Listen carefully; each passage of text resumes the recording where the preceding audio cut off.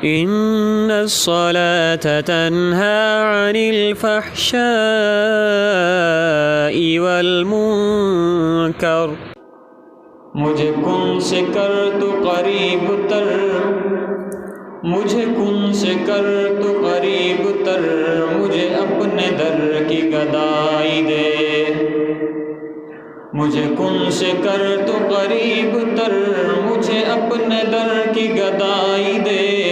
مجھے اس جہاں سے غرض نہیں، مجھے اس جہاں کی رسائی دے، مجھے کن سے کر تو قریب تر، مجھے اپنے در کی گدائی دے، مجھے اس جہاں سے غرض نہیں، مجھے اس جہاں کی رسائی دے۔ معزز سامعین کرام، اللہ تعالیٰ کے حضور دعا ہے کہ اللہ تعالیٰ جو بھی الفاظ میری زبان سے ادا کروائیں حق اور سچ ادا کروائیں، اور مجھے اور آپ کو اس پر عمل کرنے کی توفیق عطا فرمائیں۔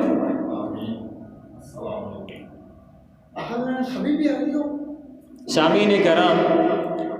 جیسا کہ ہم لوگ جانتے ہیں کہ اس وقت تقریباً ہم لوگ دنیا و ما فیہا کے پیچھے پڑ چکے ہیں، اور اللہ اور اللہ کے نبی آخر الزمان صلی اللہ علیہ وسلم کو بھول چکے ہیں۔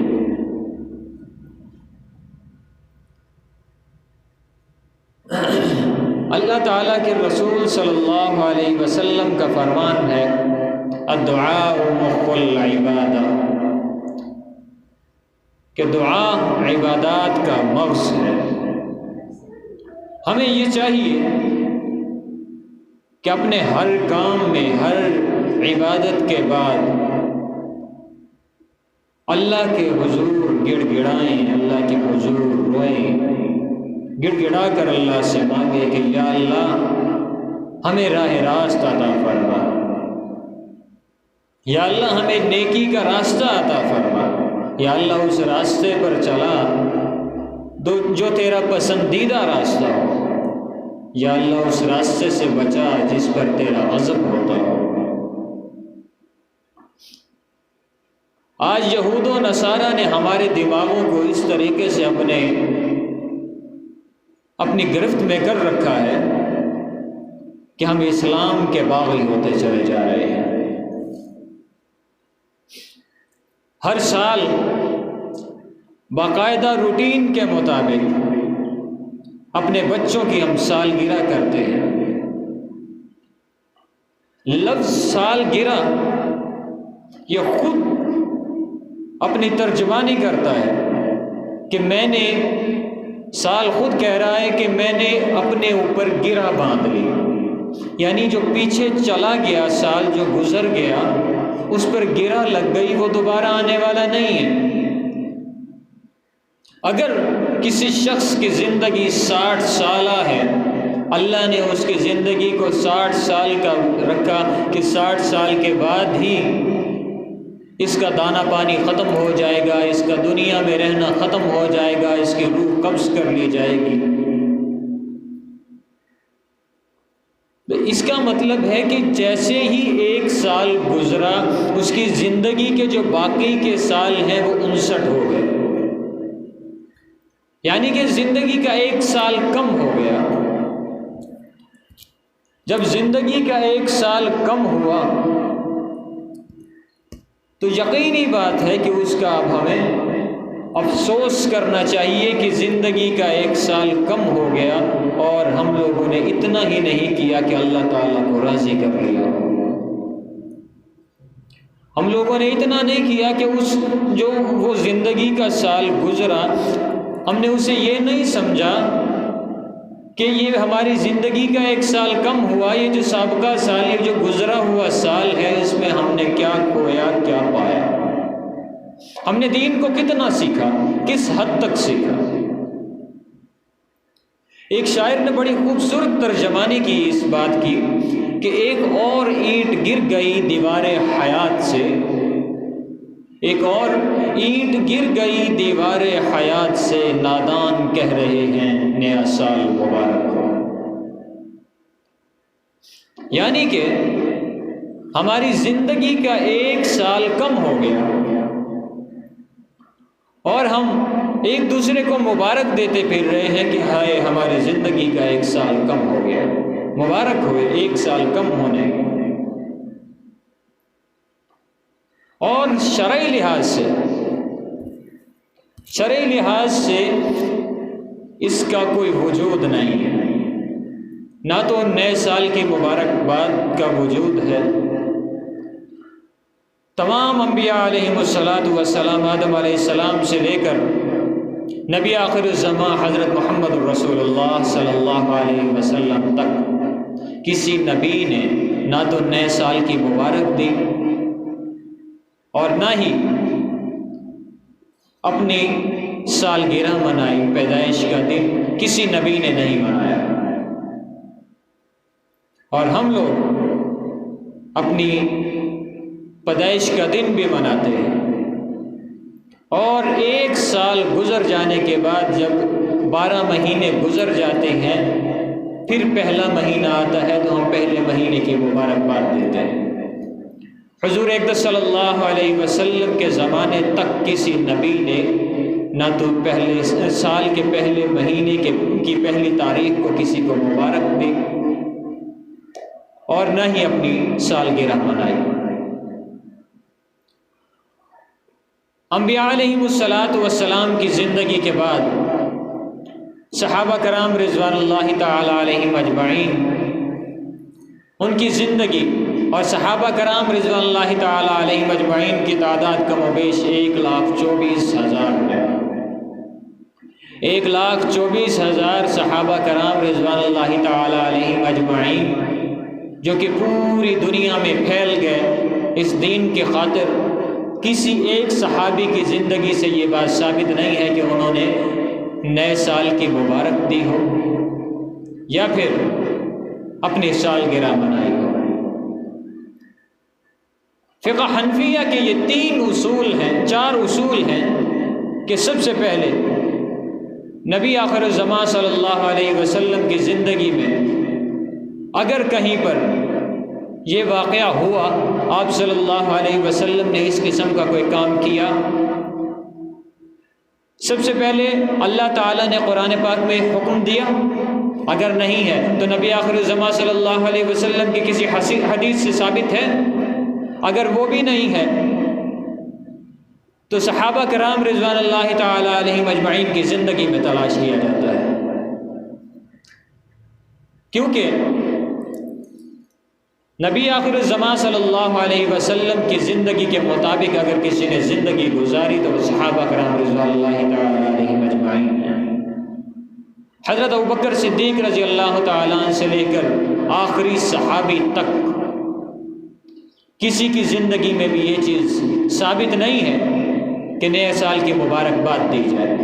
کسی کی زندگی سے ثابت نہیں ہے کہ برتھ ڈے منایا جائے، کسی کی زندگی سے ثابت نہیں ہے کہ ڈیتھ ڈے منایا جائے، نہ تو پیدائش کا دن منایا جاتا ہے اور نہ ہی موت کا دن منایا جاتا ہے، جو کہ ہمارے یہاں ایک عام رواج بن گیا ہے۔ اور جو آخری چوتھا مرحلہ ہے، پہلا مرحلہ کیا ہے کہ قرآن مجید سے ثابت ہو کہ اللہ نے کہیں پر اس چیز کا حکم فرمایا، اگر فرمایا تو وہ کریں گے، نہیں فرمایا تو انکار ہے۔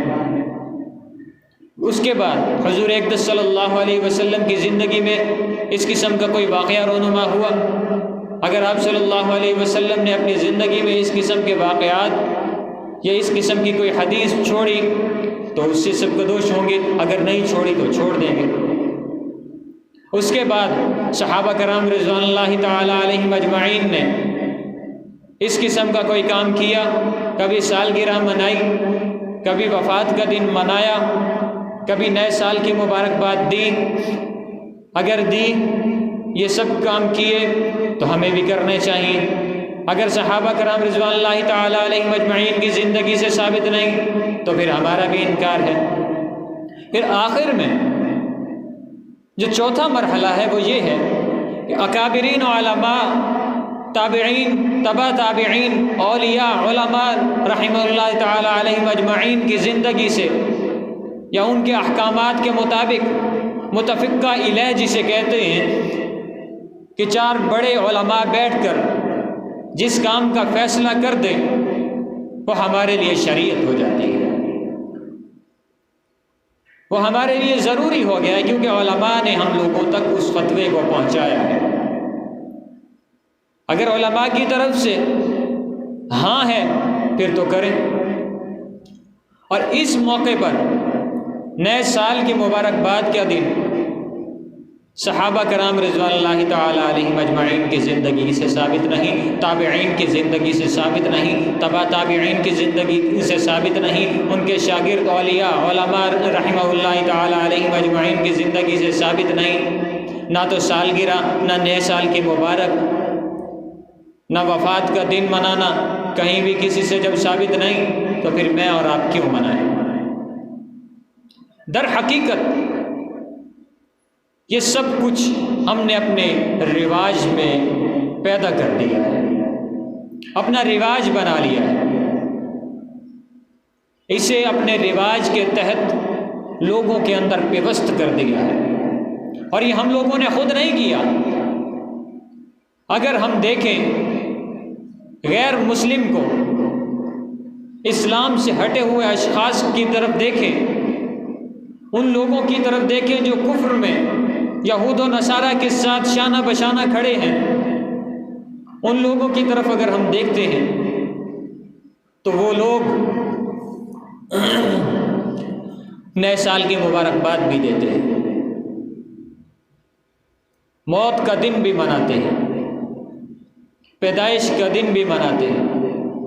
ہمارے اکابرین کی زندگی سے یہ چیز ثابت نہیں ہوتی۔ ہاں، لبرلزم میں یہ چیز ثابت ہوتی ہے۔ لبرلزم کیا ہے؟ لبرلزم اسے کہتے ہیں کہ ہم نے اپنی شناخت تو مسلمان رکھی، ہم داعی تو کلمے کے ہیں، ہم داعی تو حضور اکرم صلی اللہ علیہ وسلم کی اتباع کے ہیں، ہم داعی تو اللہ تعالیٰ کی عبادات کے ہیں، مگر ہم اصول ان لوگوں کے چنتے ہیں جن کا اسلام سے کوئی تعلق نہیں ہے۔ ہم اصول وہ چنتے ہیں جس میں ہمیں اپنی آرائش نظر آئے، جس میں اپنی سہولت نظر آئے۔ اگر ہمارا فائدہ ہے تو ٹھیک ہے، پھر دین محمد صلی اللہ علیہ وسلم کو ہم پیچھے ہٹا دیتے ہیں، اپنے فائدے کو دیکھتے ہیں۔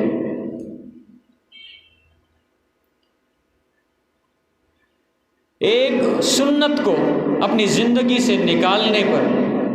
بہت بڑا نقصان ہوتا ہے۔ سب سے بڑا نقصان تو یہ ہے کہ اگر میں اپنی شلوار کو ٹخنوں سے نیچے رکھوں، اپنے لباس کو غیر مسلم کی طرح اس طرح کے لباس کے مطابق پہنوں، اور پھر اپنے آپ کو دیکھوں شیشے میں، آئینے کے سامنے کھڑا ہو کر اپنے لباس کو، اپنے جوتے کو، اپنے قد و قامت کو دیکھوں اور کہوں ہاں اب میں خوبصورت لگ رہا ہوں۔ اسلامی لباس کو اتار دیا، اپنی شلوار کو ٹخنوں سے نیچے کر دیا، اپنے چہرے سے داڑھی کو ہٹا دیا، اور اپنے بالوں کو سنت کے خلاف کٹوا لیا، اپنا ہیئر سٹائل بڑا ہی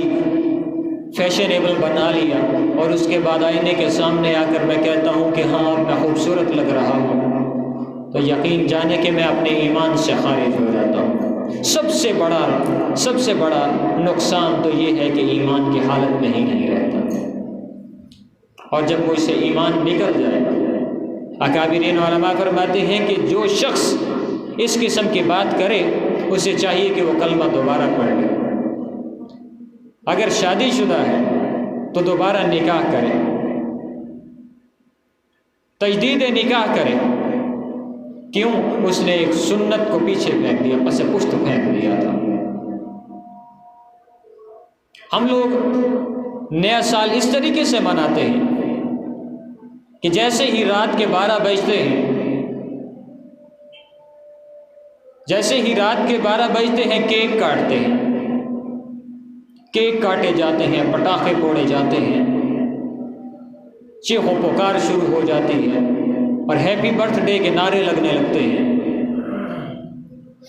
ہر جگہ پہ خوشیاں منائی جاتی ہیں کہ نیا سال آ گیا، ڈانس کیے جاتے ہیں، شرم و حیا کے پردوں کو گرا دیا جاتا ہے۔ کسی انسان میں شرم و حیا نہیں نظر آ رہی ہوتی۔ کیا ہے جی؟ نیا سال مبارک، نیا سال آیا ہے، نئے سال کی خوشی میں ایک ہندسہ تبدیل ہو گیا، اس کی خوشی میں ہم اپنی شرم و حیا گرائے بیٹھے ہیں۔ ہم اپنے ایمان کو چند کوڑیوں میں بیچے بیٹھے ہیں۔ ہم اپنے حیا کو تھوڑی سی لذت میں بیچے بیٹھے ہیں، اور لذت کب تک رہے گی؟ چند منٹ کی لذت کی خاطر اپنی زندگی، اپنی آخرت کو برباد کیے بیٹھے ہیں۔ چند منٹ کے ذائقے کی خاطر اپنے ایمان کو فروخت کیے بیٹھے ہیں۔ نہیں معلوم کہ کس وقت موت کا فرشتہ سر پر آن پہنچے، کس وقت آ کر روح نکال لے، کس وقت ہماری روح قبض ہو جائے، نہیں جانتے۔ لیکن وہ تھوڑی سی لذت کی خاطر اپنے ایمان کو دوسروں کے ہاتھ بیچ دیا، اپنی شرم و حیا کو دوسروں کے ہاتھ بیچ دیا۔ اسلام میں کہیں پٹاخے بجانا ثابت نہیں ہے، اسلام میں کہیں نئے سال پر کیک کاٹنا ثابت نہیں ہے، اسلام میں کہیں ناچ گانا کرنا ثابت نہیں ہے، اسلام میں کہیں شرم و حیا کو گرا دینا، پیروں میں رون دینا ثابت نہیں ہے۔ اور ہم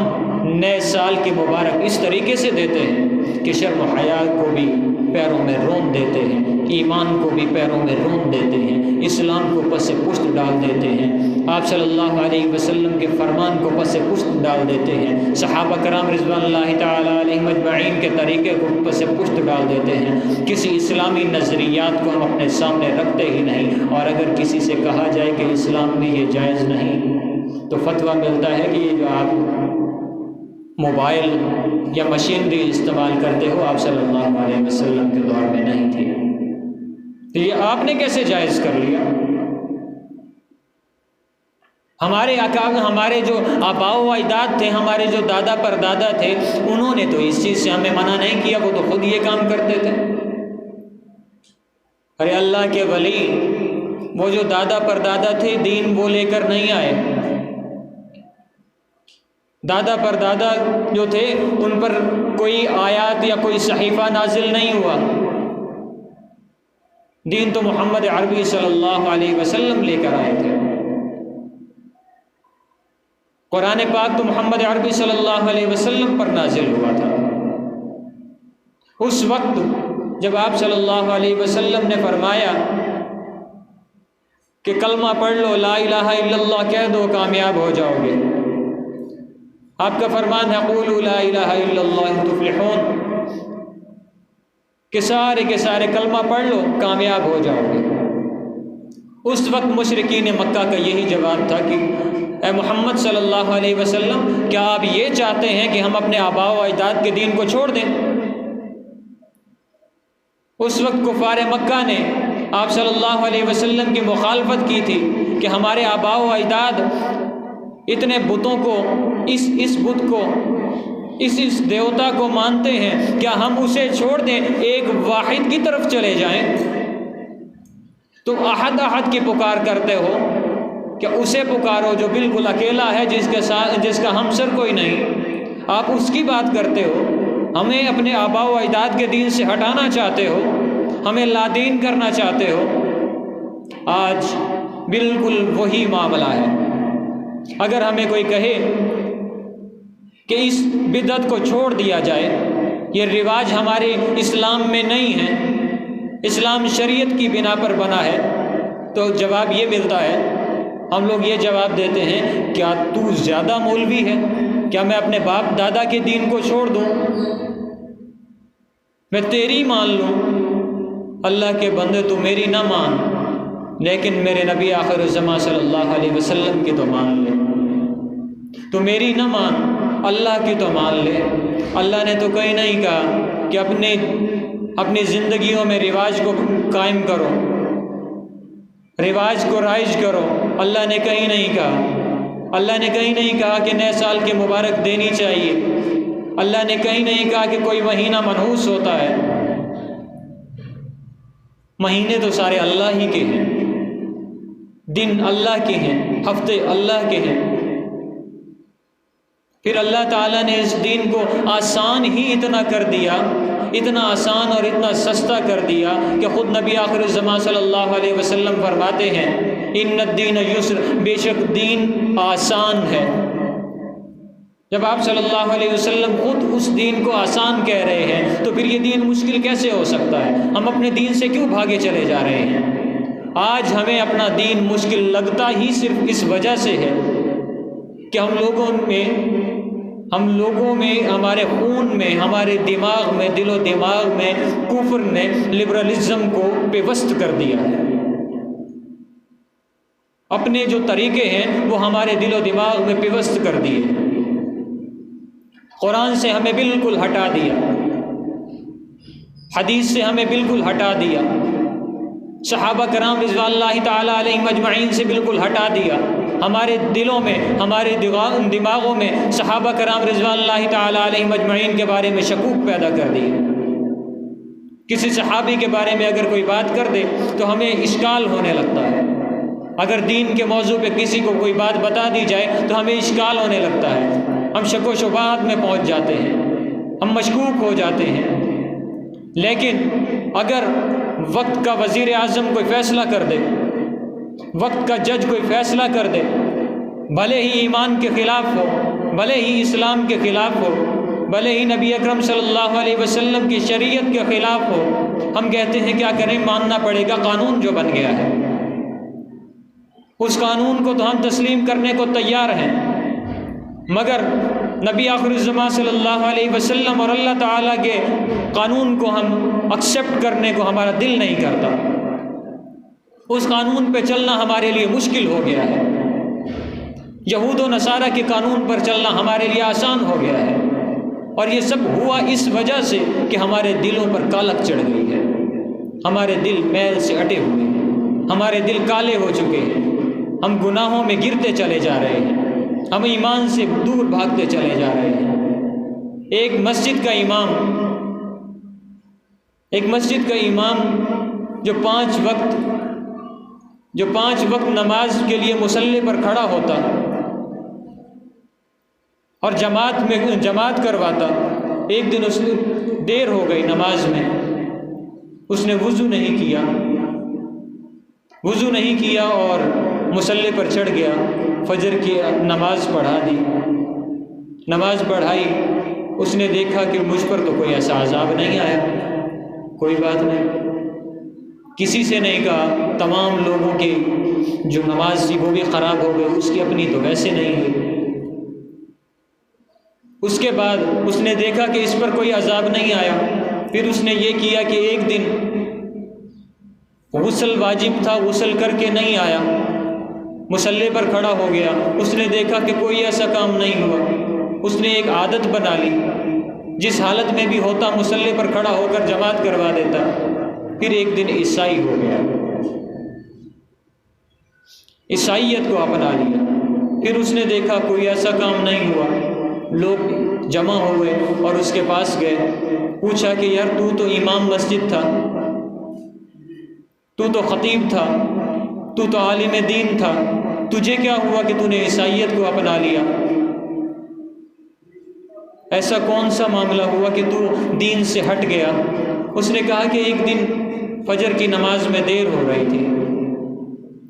فجر کی نماز میں دیر ہو رہی تھی، ٹائم ہو گیا تھا، میں نے سوچا کہ اگر میں وضو کروں تو لوگ کیا کہیں گے کہ امام اب اٹھ رہا ہے اور وضو کر رہا ہے، اس لیے میں مصلی پر کھڑا ہو گیا، میں نے نماز پڑھائی، میں نے دیکھا کہ مجھ پر کوئی ایسا عذاب نہیں آیا۔ پھر ایک دفعہ میں آیا، میں نے غسل کرنا تھا، غسل نہیں کیا، وقت دیکھا وقت کم تھا، مصلی پر کھڑا ہو گیا، جب مصلی پر کھڑا ہوا میں نے دیکھا کہ مجھ پر کوئی عذاب نازل نہیں ہوا۔ اب میں نے سوچا کہ اس طریقے سے تو مجھ پر کوئی عذاب نہیں ہوا، کیوں نہ میں عیسائیت کو اپنا کر دیکھوں، مجھ پر کوئی عذاب آتا ہے۔ میں نے عیسائیت کو اپنا لیا، مجھ پہ پھر بھی کوئی عذاب اللہ کا نہیں آیا۔ تو ایک وہاں پر بزرگ موجود تھے، وہ بزرگ کہنے لگے کہ اس سے بڑا کون سا عذاب ہوگا کہ اللہ تعالیٰ نے تجھ سے ایمان چھین لیا۔ اللہ تعالیٰ نے ایمان تجھ سے چھین لیا، وہ جو دین کا عالم تھا وہ علم تجھ سے چھین لیا، وہ جو تیرے پاس امامت تھی وہ منصب تجھ سے چھین لیا، وہ تیرے پاس جو خطابت تھی وہ منصب تجھ سے چھین لیا، تیرے پاس تو کچھ رہا ہی نہیں جو تجھے جنت تک پہنچا دے۔ پھر تو یہ بات کرتا ہے کہ میں یہ دیکھ رہا تھا کہ کون سا اللہ کا ایسا عذاب آتا ہے۔ میرے بھائی اتنا بڑا عذاب تو آ گیا، اس سے بھی بڑھ کر کوئی عذاب آنا تھا کیا؟ آج ہماری حالت بھی ویسی ہی ہے، ہم یہ سوچتے ہیں کہ یہ گناہ کر لیں، چلو تھوڑی دیر کی لذت ہے، یہ اس گناہ میں مبتلا ہو جائیں، بعد میں توبہ کر لیں گے، لیکن بعد میں توبہ کا وقت ملے گا یا نہیں یہ نہیں جانتے، ہماری توبہ ہوگی یا نہیں یہ نہیں جانتے۔ لذت کو محسوس کر لیا تو ایک دھبا دل پر پڑ گیا،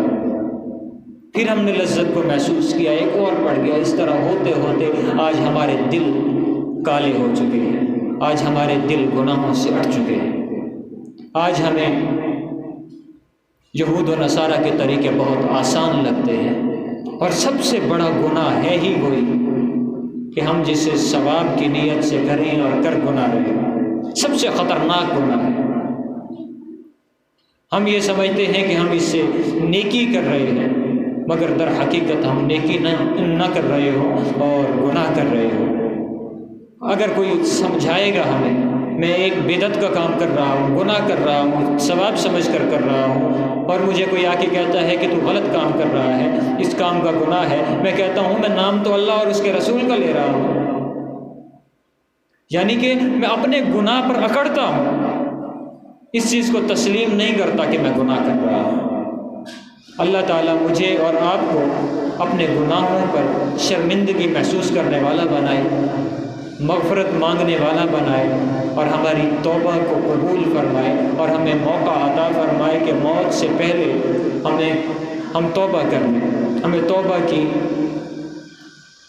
توبہ کرنے کی توفیق عطا فرمائے۔ اللہ تعالیٰ مجھے اور آپ کو عمل کرنے کی توفیق عطا فرمائے۔ وآخر دعوانا الحمد